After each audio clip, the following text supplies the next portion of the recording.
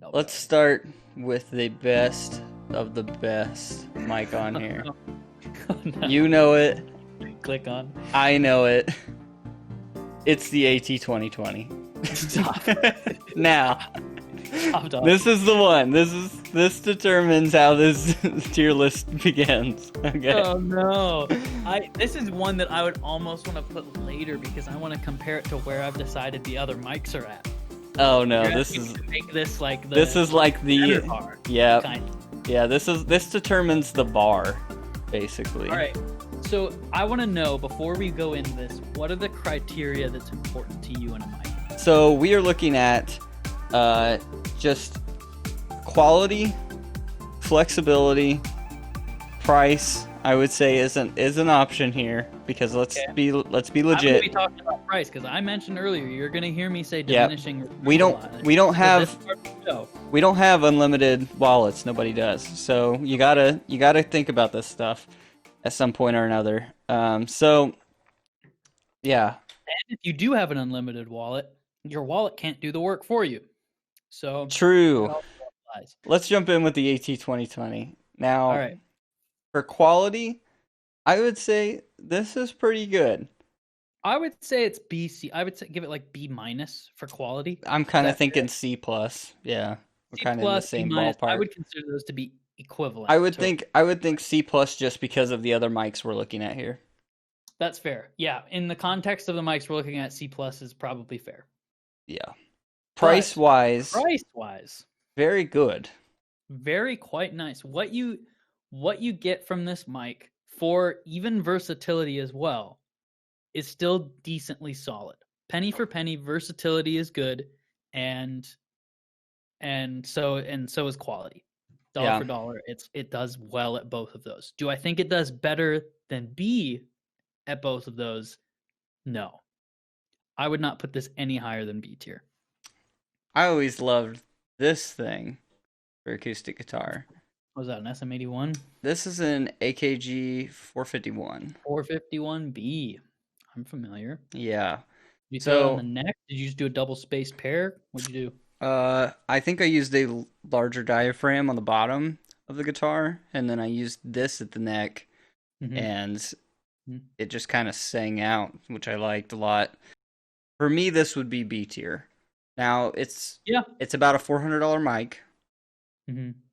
So the price range is what definitively puts me in B. If this cost $250 or less, A I tier. might be tempted to put it in A. I'd put it in A. I absolutely would be fully tempted to do that because this isn't just.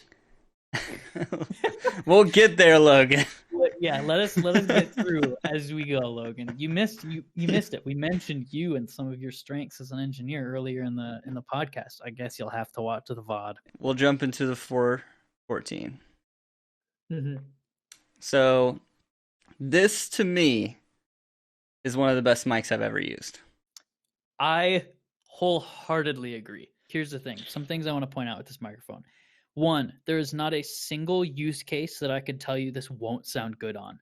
I would use it on a vocal. I would use it on a trumpet. I would use it on a drum set. I would use it on a violin. I'd use it on a cello. Oh my gosh. I'd use it on a guitar cab. I would use it on an acoustic guitar. I would use it on a clarinet.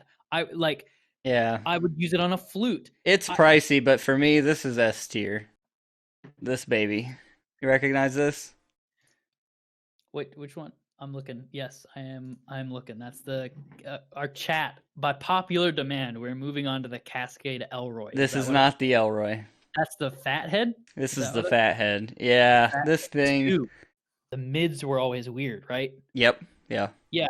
That's my experience with ribbons through warm analog pre's. The ribbon gives a little bit of that sort of warm analog feel just by the transient response alone.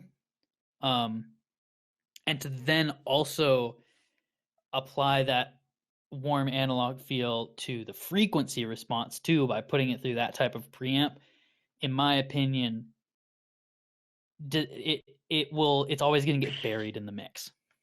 It's going to ease off some of that harshness. We'll put it above the AT2020 just because it is a high grade studio mic. It's a good price for one too. All right, this should be pretty Interesting. So the 906. The 906. This is the one I was most worried about talking about. Really? This right here is honestly what just puts this right down here. Studio. Studio. Yeah. If it was live, I would almost put this B-. Why would I spend $190? Oh, is it really? Right? Why would I ever do that? It blows my mind. All right, here comes.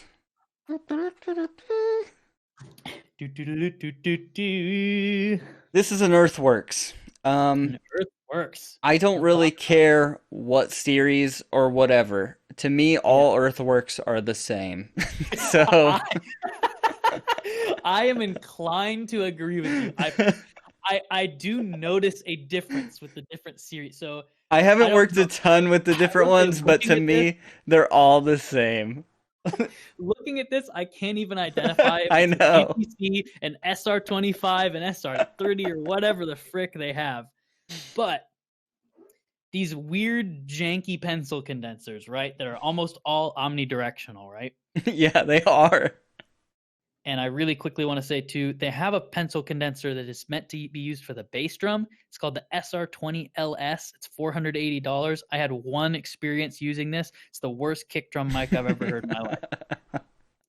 I would rather it's because it's the same microphone, but somebody was like, let's use this on a kick drum. This is a ribbon mic that we used. Boy, if it didn't have every kind of color and tone.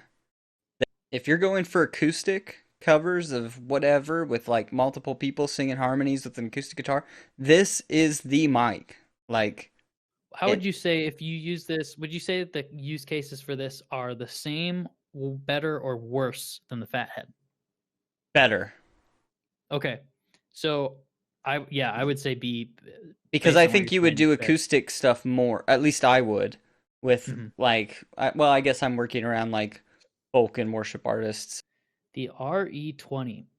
So you can't, unfortunately, you can't really mention the RE20 without also mentioning the SM7, because I do not agree either. The reason I say that is because when people talk about high-end broadcast microphones, these are the two mics that they bring up.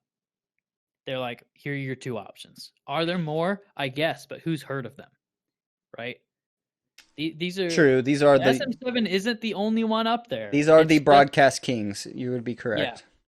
Yeah. So I would put this probably above or right. It's like right on top of this ribbon. Yeah. I don't know if I would can. Would you say because the use? Well. They're both very specialized to me, but this is... I like it on kick, I want to put it above that ribbon, but if you don't like it on kick, absolutely I could see how you would put it below. I'll put it above, but... Here's the other thing. Because on a certain kick, I would do it. On a jazz kick, I would probably try it. I didn't know how much experience you had with this. So this is a Bluebird. Bluebird or the Blue Spark? This is the Bluebird. I did not include the Blue Spark. I only have a little bit. I thought about mentioning it to you when we talked. I thought this would be interesting because I have never worked with this mic. I've only heard it have been used through recordings that other people have done. I'd say I would place it strong. Like, this is a strong B microphone. Like, it is.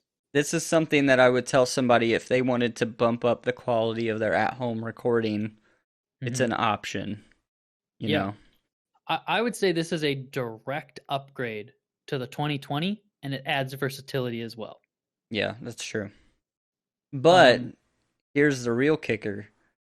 Does it beat out this boy? Which boy?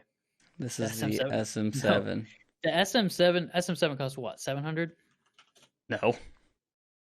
400. Oh, it's only 400. Yep. But SM7 is probably S tier. See, to me, SM7 is S tier. The only drawback. He's talking through one right now. He's biased, so I do have one. Yes, is the cloud.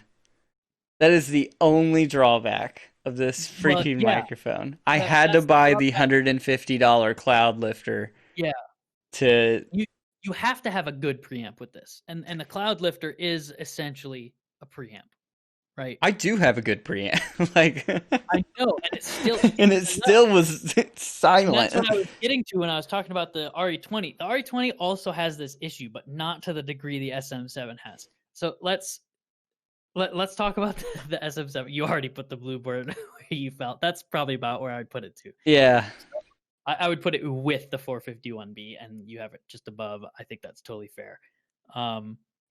The SM7. Let's talk versatility first. We already talked about price. Dude, it's so versatile. It's king of broadcast, has been for a while. I've seen this sucker used on a snare drum and it sounded good.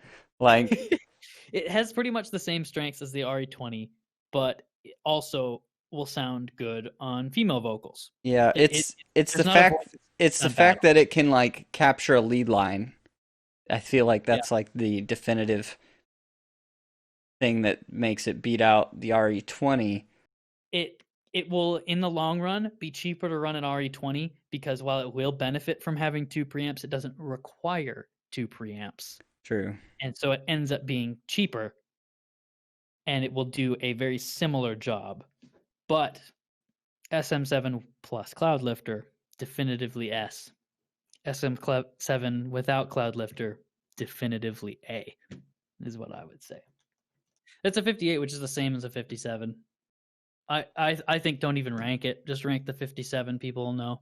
That I personally wouldn't have tried to rank both of them. For anyone who's watching this who somehow doesn't know this, the SM57 can be dropped, beat up, thrown into a river, taken back out, drying off, used as a hammer, and put back on the mic stand. It's going to sound the same. That's worth something. That is worth something. It's worth a lot, actually. Like it's going to last you your entire life. To pair that with also, okay, I can put this on. Let's go for a ride. I can put this on vocals, guitar cab, bass cab, acoustic guitar, piano, organ, string instruments, whether that's bowed, picked, plucked, or strummed, horns, woodwinds, you name it. This thing can go on them, and it will do at least okay. Most of the things I mentioned, I would prefer to blend this. Most of the things I mentioned. Yeah. But the fact that it can be put on all of those is huge. All right.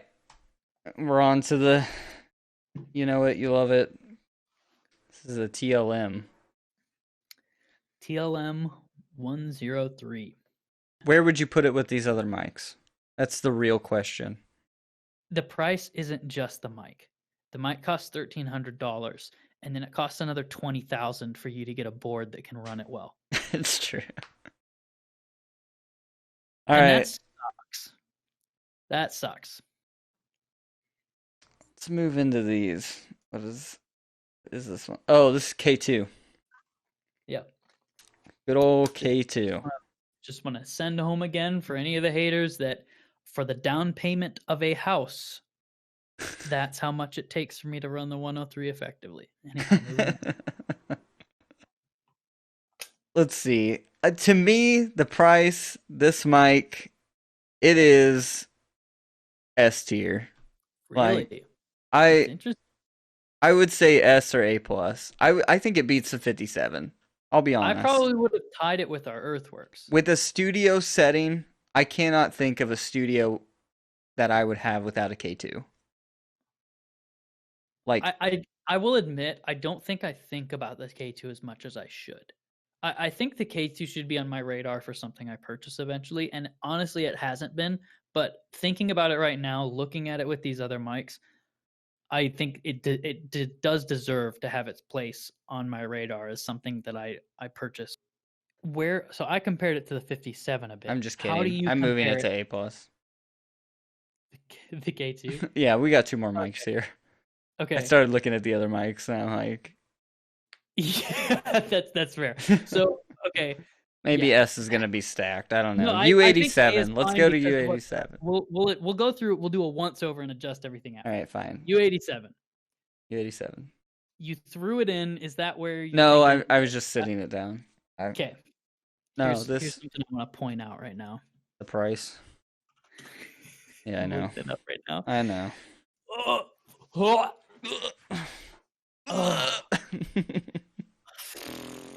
Okay. There's two different ones. Looking at these two, they're like, they're identical. I don't know why these two. One of them comes with a wooden storage box, I guess. Here's the deal: $3,200 for the cheapest model. I was gonna say this mic is nice. Indian. Like it's nice. It sounds so nice. Horrendously overrated. Seriously. Horrendously overrated. Yes. Here's what I want to ask you.